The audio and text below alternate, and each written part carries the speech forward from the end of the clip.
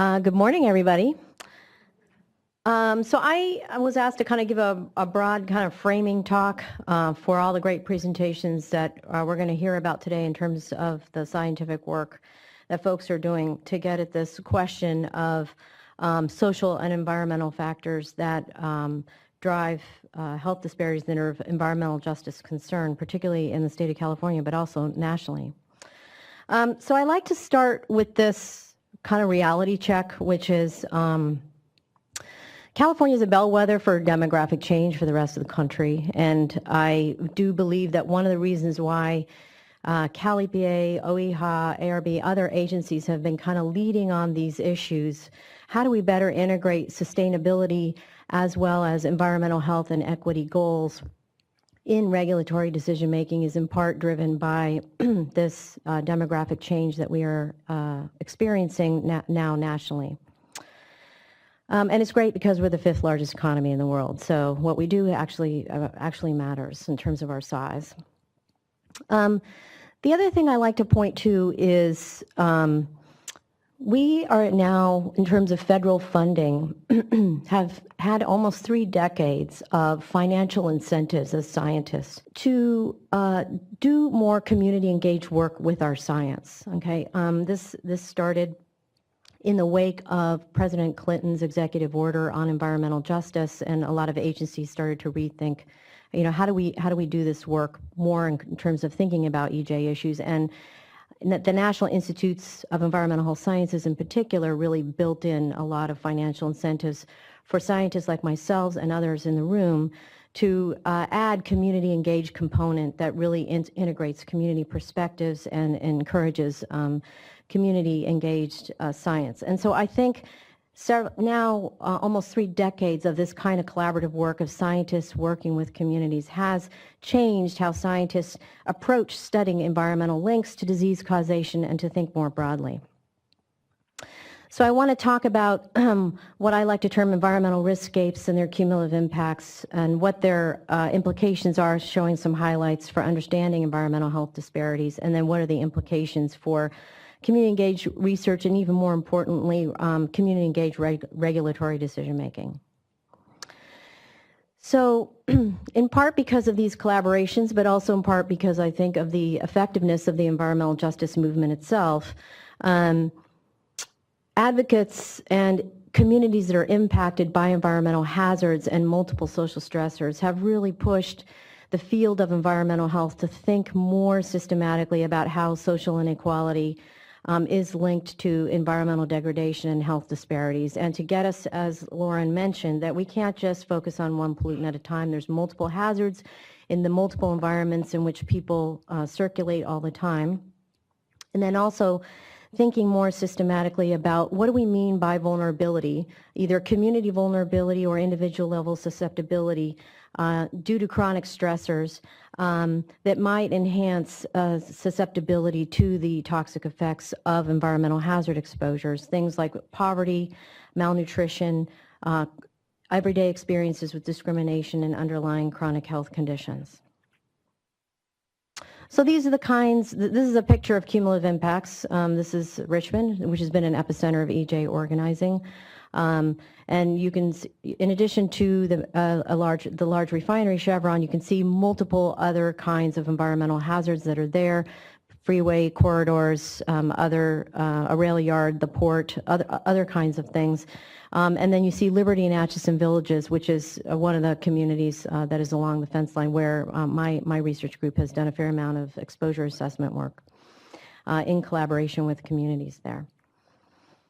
This is the other example of what communities mean when they're talking about cumulative impacts. Okay, this is the 710 freeway corridor, which links the ports of Long Beach and Los Angeles to the Inland Empire, and which has been a major epicenter of organizing and research to look at the health impacts of the goods movement.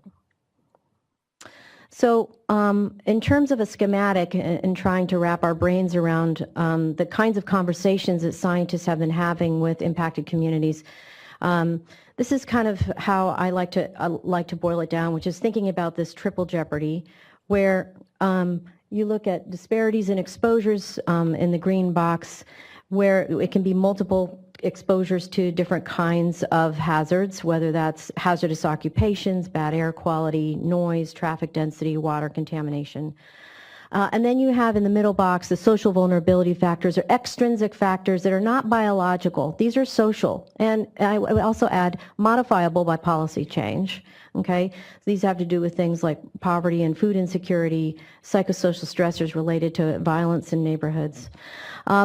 And on the other box is biological susceptibility factors, intrinsic factors that actually, in many cases, regulatory agencies have traditionally been more apt to deal with. So age, we focus a lot on children's health in terms of our regulation, thinking about vulnerability due to underlying chronic disease conditions, differences by sex, et cetera. All of these things can come together, and what we're trying to understand now in terms of its impact on environmental health, but also on children's health, is to what extent do these things have additive or potentially multiplicative effects in terms of determining disease causation or increased risk of mortality. So I want to kind of go through the scientific assertions that we're really trying to study now as environmental health scientists, and that people are, I think, are going to talk about in more detail in terms of their specific research. And so one scientific assertion is that disparities in exposures to environmental hazards by race, ethnicity, or other forms of socioeconomic position are very important, and they are linked to health risks. And I think the other question which is emerging, and I'm very much interested, is trying to understand the extent to which social inequality in and of itself may undermine environmental quality for everybody. So the first question is really about who bears the burden. That's the kind of more traditional EJ question. To what extent do the poor and people of color bear a disproportionate burden of environmental hazards? But then the other question is, how does social inequality make the environment worse for everybody, including the better off? So I like to look at this question in the context of racial residential segregation in cities. This is a rather common indicator of social inequality. I use a measure called the Multi-Group Dissimilarity Index, which measures the extent to which people of different races and ethnicities are separated from each other in major metropolitan areas of the United States. So this map shows you over 300 of them, and the ones that are in dark red would be considered hyper-segregated, and the ones in the lighter color are less segregated. So way back when, a long time ago, we wanted to, and in order to really kind of look at these large-scale indicators of social inequality across multiple cities, you need to take advantage of large data sets that are already available. They're not conducive to doing kind of very place-based or specific population studies, because you want a lot of variability in terms of these larger urban measures of social inequality. So we took advantage of US EPA's National Air Toxics Assessment in this particular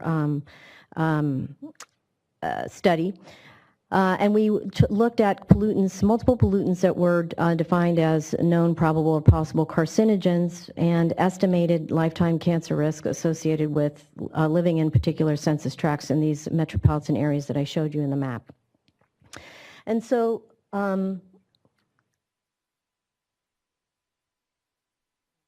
here, so I'm just going to point here. This graph shows you, stratifies the data by cities that are the least segregated to the ones that are most segregated, and each one of these lines represents a racial or ethnic group as defined by the U.S. Census. So the take-home message from this graph is that two things, not surprisingly, cities that are more racially segregated have greater disparities in pollution burden compared to cities that are less segregated. But the other interesting trend that we found somewhat surprising and intriguing is that you see worse pollution burdens overall for people who live in more segregated cities. So the blue line, which represents white residents who are much better off in segregated cities compared to their residents of color counterparts. But those white residents who are living in more segregated cities are worse off than their white counterparts in less segregated cities. So that was for us kind of begging the question, to what extent should we also be looking at the broader question of social inequality as a driver of environmental health disparities? And poverty doesn't explain this relationship. So if you stratify the data in your models and look at poverty rate, you don't see that same kind of dose-response relationship that we saw by segregation. We looked at this question also in terms of nighttime noise. This is a paper that's coming out in Environmental Health Perspectives next month. Noise is becoming an increasingly studied topic in terms of its environmental health impacts, particularly in terms of cardiovascular disease and other things. So we used similar segregation metrics and took advantage of pretty granular noise data available nationally. And what we saw is that as the proportion of people of color, particularly African Americans, increased in a neighborhood, the levels of nighttime noise, as you can see in this right-hand box, increases, and the opposite occurs for the proportion of whites in the neighborhood. In other words, as neighborhoods become whiter, nighttime noise levels go down. But again, we saw a separate segregation effect. So each one of these lines, with the red one being most segregated, people who lived, regardless of race, in more segregated cities were likely to be exposed to more nighttime noise. Again, raising that question about the extent to which overall social inequality degrades environmental quality for everyone, even if you have disparities. You can't just sort of outsource these hazards, and even if the well-to-do manage to do that. We've also looked at this in terms of heat island risks, same kind of approach. We defined heat islands as neighborhoods that had no tree canopy and had over 50% of their land cover in impervious surface. And again, we saw a very similar segregation effect. The colors for the different racial or ethnic groups are similar. So these are whites, African Americans, Asians, and Latinos. And we stratified our data by level of segregation. So you can definitely see, again, racial disparities in the risk of living in a high heat island risk neighborhood. But you also see a separate segregation effect. In other words, cities that are more segregated, generally people have a higher risk of living in a high heat island risk neighborhood. And so, for example, if you look at whites here, whites that live in extremely segregated cities are much more likely to live in high heat island risk neighborhoods compared to their white counterparts that live in the least segregated cities. So this begs, again, the question of not only looking at the disparities themselves, which is very important and we can look at very well at the individual level, but taking advantage of broader data sets and looking at this in terms of contextual variables like segregation. You could look at these in the context of income inequality and other area level metrics to look at the extent to which social inequality in and of itself is driving environmental health. So why might that be? Well, places that are highly unequal, whether you're talking about inequalities in income, also tend to have huge inequalities in terms of political power and their ability to influence environmental policy making, things like land use decision making.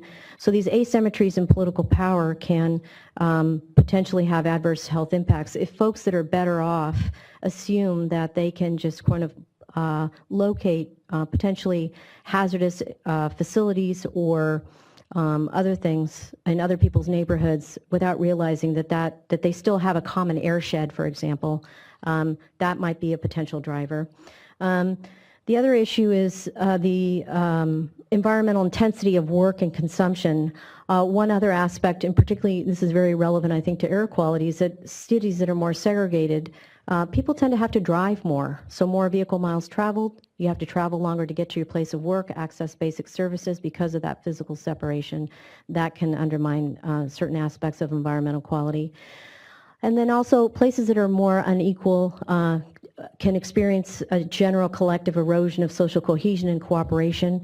That cohesion and cooperation can also enable, if you have more equal societies or more equal cities where people are more willing to invest and pay to protect and the common good, to allow for environmental regulations, investments in, for example, tree planting projects to address heat islands.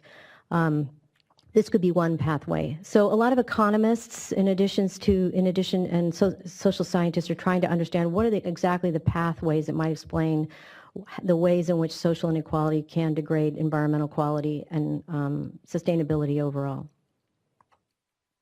So this afternoon we're going to have really great presentations looking at the potential interactive effects and the ways in which social stress can enhance the toxic effects of environmental hazard exposures, but I just want to highlight some things to kind of tie this all in together.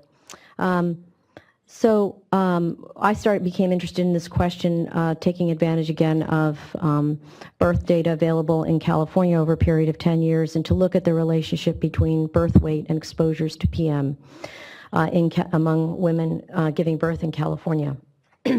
So we looked at different forms of PM. Each one of these sections represents PM10, PM2.5, and PM coarse. And we did see an average decline in birth weight with higher levels of particulate matter experienced by the mother in her residence. But we also saw, if you notice in the red, stronger decreases in birth weight among black mothers compared to other mothers. Again, suggesting that that certain groups are definitely more vulnerable to this particular pollutant. And there has been other studies that have found similar effects in terms of stronger decrements in birth weight associated with prenatal PM exposure during pregnancy. Similar study in the East Coast was done and found similar effect estimates as we did. This is a study that was done out of Colombia that was trying to assess the IQ effects of PAH in utero prenatal PAH exposures. And they asked two questions. One is, what are the IQ effects of prenatal PAH exposures on offspring? And then the second question, to what extent do mothers who experience serious material deprivation during pregnancy, potentially their offspring have a stronger dose response, essentially, in terms of the exposures to pH and adverse IQ effects. And so looking at two indicators of tests, looking at tests of working memory and full-scale IQ, they did find stronger decrements in IQ among women who had higher pH exposure, prenatal pH exposures, and who also reported high levels of hardship during pregnancy. Again, suggesting the extent to which poverty can potentially enhance the adverse developmental effects of these prenatal chemical exposures. And so now folks are really starting to look at chronic biomarkers of chronic stress response, epigenetic effects of stress exposure that might be of relevance to environmental health. We're going to hear more about that later on. But I also just, we think about the effects. What is it about these stressors that influence and literally get under our skin, as social epidemiologists have stated quite a bit? Those kinds of stressors can affect our health behaviors, they affect our coping mechanisms, and then that has a pretty significant wear and tear on the body, both in terms of cardiovascular, immune, neuroendocrine effects. And we're trying our best to kind of measure them and try to understand what are some of the epigenetic mechanisms and what are some other ways we can measure biomarkers of chronic stress response, and how should we be measuring them, and what are sort of the relevant pathways. So in terms of really trying to understand to what extent does place matter, this is an opportunistic study that that's currently under review, taking, again, looking at on a national scale the extent to which place and social position really matter in terms of people's experiences with discrimination, or at least reported experiences. We use the behavioral risk factor survey data, which asks people about their experiences and how they're treated in terms of how they seek health care. And the other nice aspect of this questionnaire is it asks people how they self-identify in terms of their race and ethnicity, but it also asks people how they believe other people perceive them in terms of race and ethnicity, which is also important. So, for example, you can have Latinos that report being perceived as Latino, and you can have people like me, a Latina of pallor, who self-identifies as a Latina, but who is generally, I would say when I go out in the world, I am perceived as a white person. And so my experiences with discrimination and how I'm treated are going to be very different than my Latino counterparts that are perceived as Latino. So this, again, looking at this segregation measure, again, we wanted to see the extent to which people have different experiences in their reported in seeking health care in terms of the extent to which they report discrimination. So I wanted to draw your attention to this part here. Again, we've stratified our data by levels of segregation, moderate to extreme segregation. This is looking at Latinos that report being perceived as Latino, and then this is among Latinos that report being perceived as white, and these are African Americans. We didn't see significant differences in the other groups, except for this particular group, which is people of color who report being perceived as white. We were not able to look at African Americans who reported being perceived as white. We didn't have large enough numbers. But this suggests that place and also the extent to which how people perceive you also determines your experiences and the extent to which you're likely to report certain kinds of stressors, for example, experiences with discrimination. So we're really grappling with this kind of in our individual studies. So we have a cohort of pregnant women that we're recruiting from San Francisco. We've just now, we're going to be extending that cohort now to the offspring, and thanks in part to the NIHS ECHO program. So we've been spending a lot of time, in addition to measuring women's exposures to chemicals, asking them about their perceptions of social stress in different ways. And so this is one question that we're asking people is their perceived social status, where they're asked to rank themselves on a ladder. We did some pilot studies among Latinas in particular, and the interesting thing that we found is that there's a big difference in terms of how U.S.-born and foreign-born Latinas rank themselves, so which suggests that issues of acculturation, other things probably definitely influence people's perceived experiences and their standing in their community. And this is a validated question. It's been used a lot in the social epidemiology literature in terms of its relationship to perceived self-rated health and other health outcomes. We're also asking women about their perceptions of their neighborhoods. And again, this is pilot study looking at differences between U.S.-born and foreign-born Latinas. And overall, we can see that foreign-born Latinas tend to score their neighborhoods lower in terms of these different metrics, traffic, whether they feel that their neighbors share the same values they do, noise, and whether or not they would like to move out of their neighborhoods.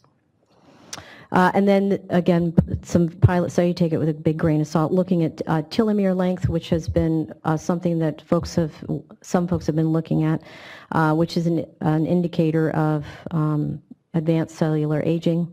And we wanted to look at whether or not we saw differences in telomere length by country of origin. This is among Latinas, a very small sample, but again, we want to sort of dig more in this with our larger data, which is just starting to roll in. But you do see differences in telomere length, suggesting that we should be probably not looking at these immigrant groups as homogenous groups, but really thinking about issues of acculturation, country of origin, immigrant experience, et cetera, when we analyze our data.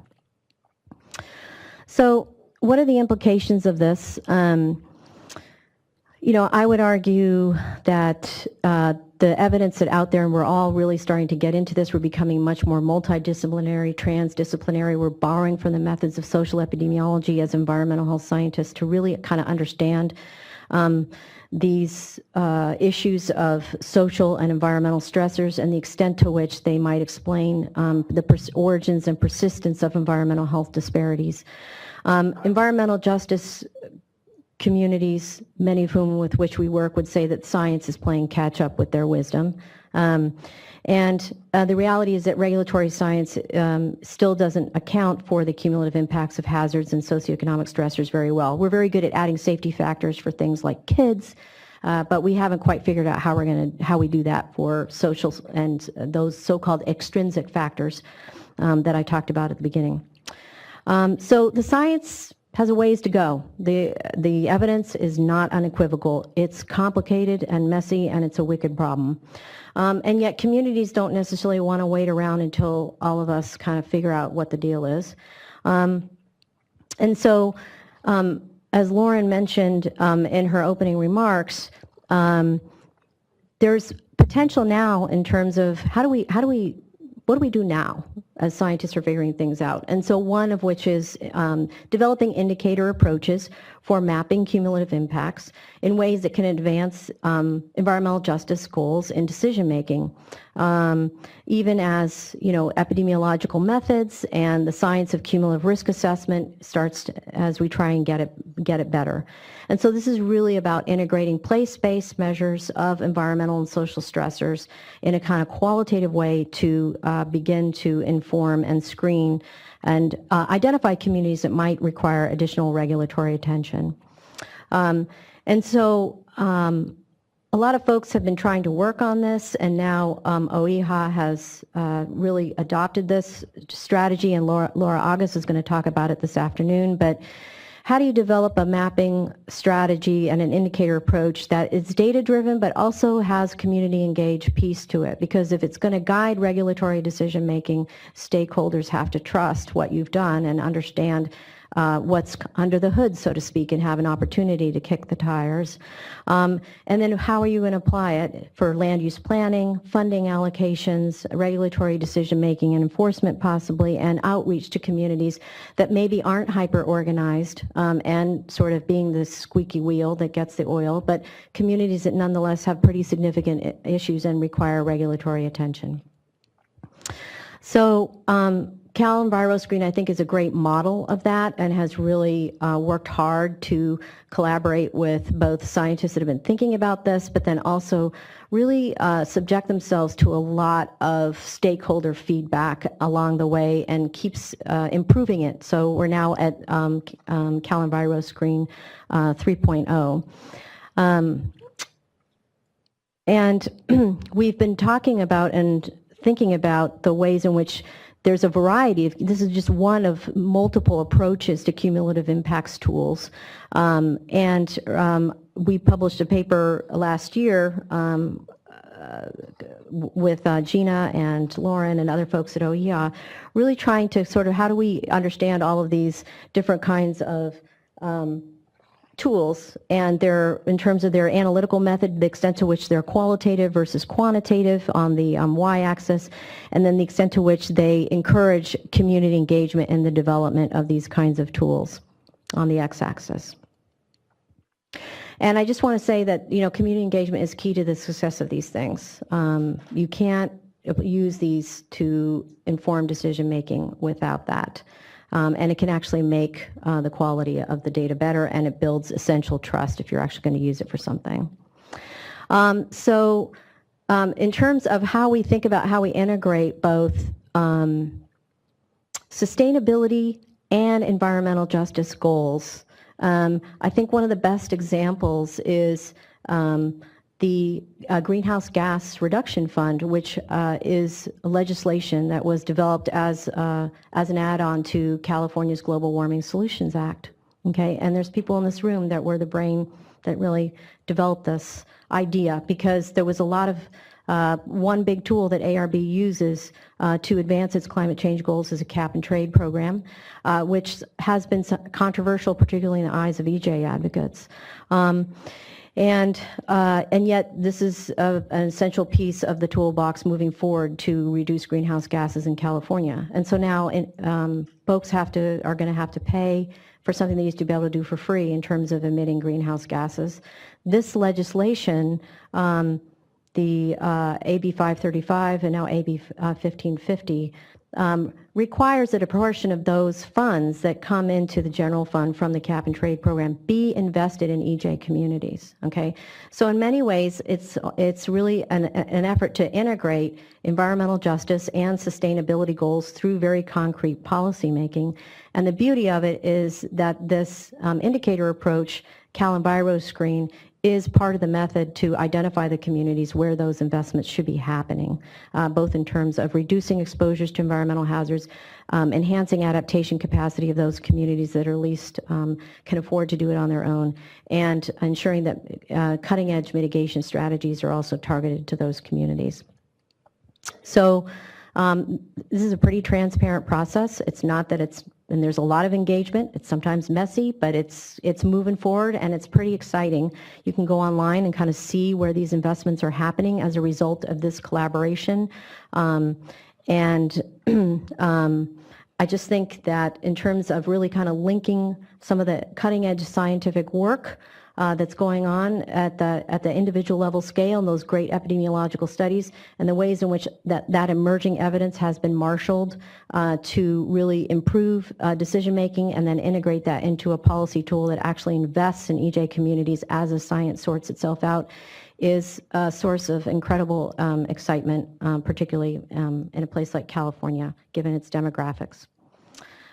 So I just want to make a pitch for what I like to call the 3 R's of community engaged regulatory science: rigor, relevance, and reach, and really try to move us beyond translational research and more towards transformational research. Thank you.